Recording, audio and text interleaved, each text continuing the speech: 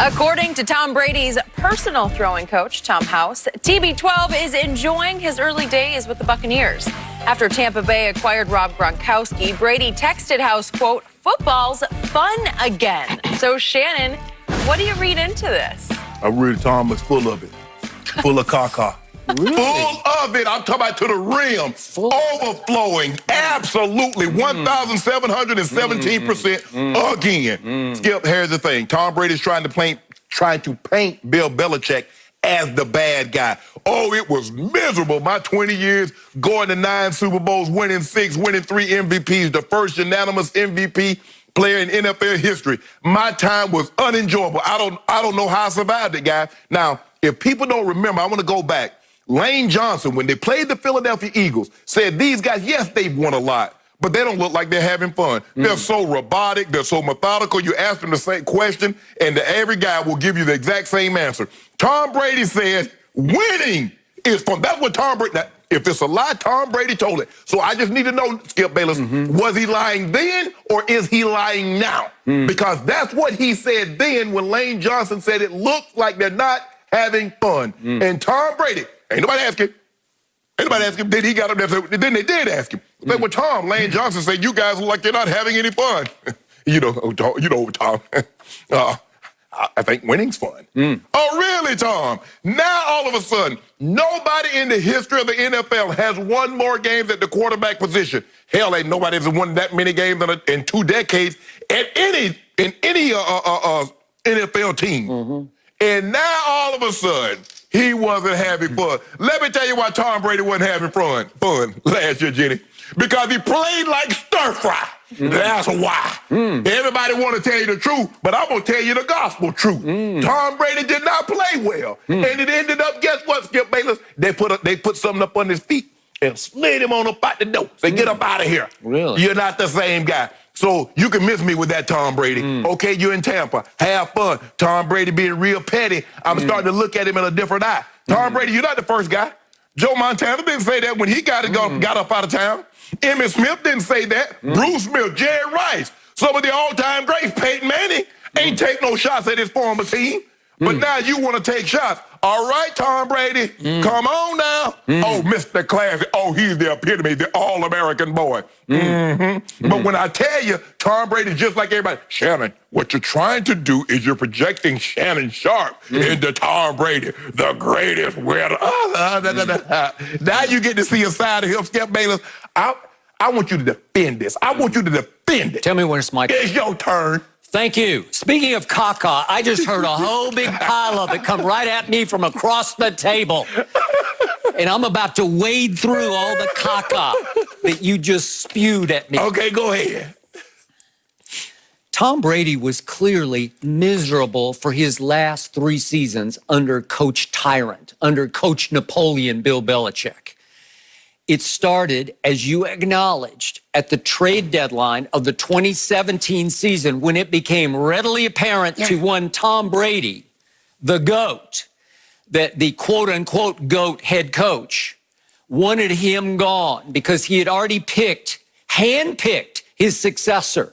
Late in the second round, he had drafted one Jimmy Garoppolo out of, Eastern Illinois, another diamond in the rough. And Bill Belichick had decided it was time to go forward with Jimmy Garoppolo as the new face of the franchise in New England. And Mr. Sharp, according to the ESPN story, what happened? Tommy went to Daddy, right? He went all the way upstairs to Daddy, and he said, "Are you going to let him get away with this?" And I was all for Tom Brady saying that because he had earned the right to say that. And Mr. Kraft, as you call him, made the right decision. He sided with the quarterback over the quote-unquote GOAT head coach. And he said, "Bill, you will trade Jimmy G." And Bill, out of spite, I believe, just called up Kyle Shanahan and said, "You want him? You got him. You can have him for a second-round pick. Here, I give you your starting quarterback." That was a fireable offense to me. But then it started. From that point on, it started. Do you remember what happened in that year's AFC Championship game? I do. Jacksonville, called Saxonville at that point, one of the top 5 defenses in the league, went to Foxborough and had a 20-10 lead going to the fourth quarter. 20-10 with that defense. And all Tom Brady did in the fourth quarter was throw for 138 yards and bring them all the way back to victory and to the Super Bowl. He did so with 12 stitches in the palm of his throwing hand. He did. And afterward, Bill Belichick was asked about his quarterback playing with 12 stitches, and he said, well, it wasn't exactly open heart surgery. Yeah, well, it wasn't. It wasn't. That had to steam Tom Brady. So then what happened? They go to the Super Bowl, and what did Tom do in that Super Bowl? With the 12 stitches just having come out of his hand, he throws for an all-time playoff game record, 505. He puts up 33 points, and he loses because Belichick's defense gives up 41 to the Eagles' backup quarterback, the now forgotten Nick Foles, that you have little to no respect for. Hung 41 on Belichick's defense. Why was that? Well, in large part, it was because Malcolm Butler inexplicably got benched for the entire game. The starter on defense who had played the most snaps in the regular season inexplicably doghoused for the whole Super Bowl. And Tom Brady was furious over it because he should have been, because Belichick cost him his 6th Super Bowl that day. 33 should have stood up against the Eagles. You know it, and I know it. So about a month later, Tom Brady came out here to Santa Monica, not far from where we're sitting right here, right now, to do a speaking engagement. And he was interviewed, as LeBron was in the decision, by Jim Gray. Do you remember this? I do. And Jim asked him, do you feel appreciated by Belichick and Kraft? And Tom Brady answered, I plead the 5th. Tom Brady, the robotic quarterback who says all the right things, said, I plead the 5th. Jim Gray asked, well, are you happy? Tom Brady said, I have my moments. What? Everybody got moments. You have your moments? Are you kidding me? What person's happy all the time? Oh, okay. So he was clearly miserable at that point. That was just after the end of 2017. But he stays miserable, and he still lifts Belichick's team all the way to the AFC Championship game at Kansas City. And in overtime, he converts 3 straight 3rd and 10s. That's almost statistically impossible, but he did it.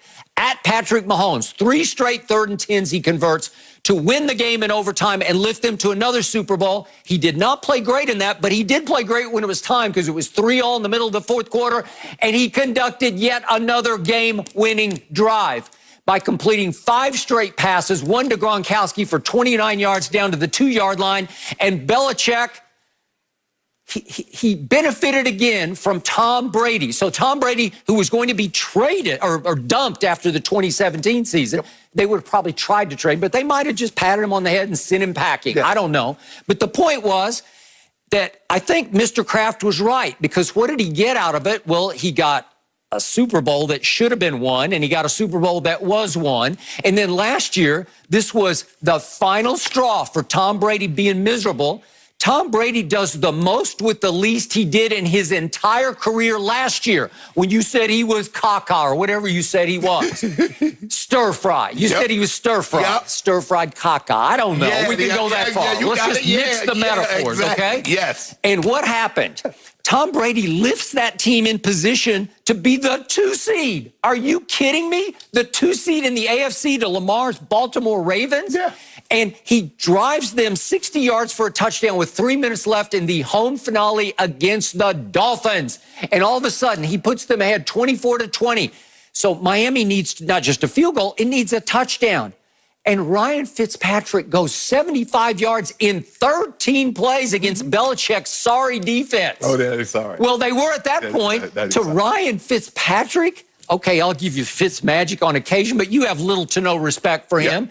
This is the drive of the year in the AFC because it tilts the whole playoff sideways, because all of a sudden the Patriots go from having a week off in a home game, which they desperately needed at that point, to falling completely out of the 2 seed and having to play Tennessee, the hottest team in the playoffs, the next week. Lowly Tennessee. Oh, they were on fire thanks to Derrick Henry. Was he not bulldozing at that point? Skip, hold on.